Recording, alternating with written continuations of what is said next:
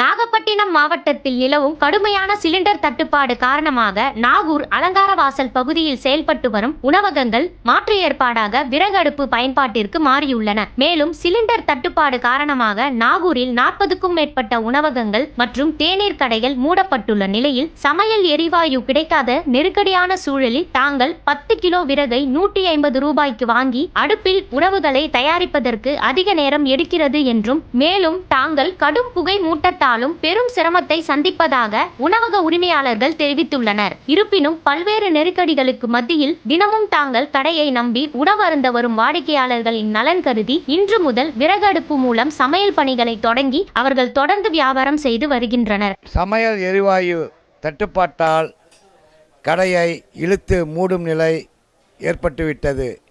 இதற்கு ஒன்றிய அரசு முழுமையாக பொறுப்பேற்க வேண்டும். எங்களுக்கு முன்கூட்டியே சமையல் எரிவாயு தட்டுப்பாடு என்று எந்தவித முன்னறிவிப்பும் செய்யவில்லை. அதனால் எங்களுக்கு இந்த நிலை ஏற்பட்டுள்ளது. இந்த நாகூர் நகரத்திற்கு யாத்திரிகள் பல்லாயிரக்கணக்கானோர் வந்து போய்கொண்டு இருக்கிறார்கள். அவர்களுக்கு இன்றைய நிலையில் உணவு வழங்க முடியவில்லை. நாகூரில் வரும் யாத்திரிகள் உணவு கிடைக்காமல் பக்கத்து ஊர்களுக்கு படையெடுத்து செல்கின்றனர்.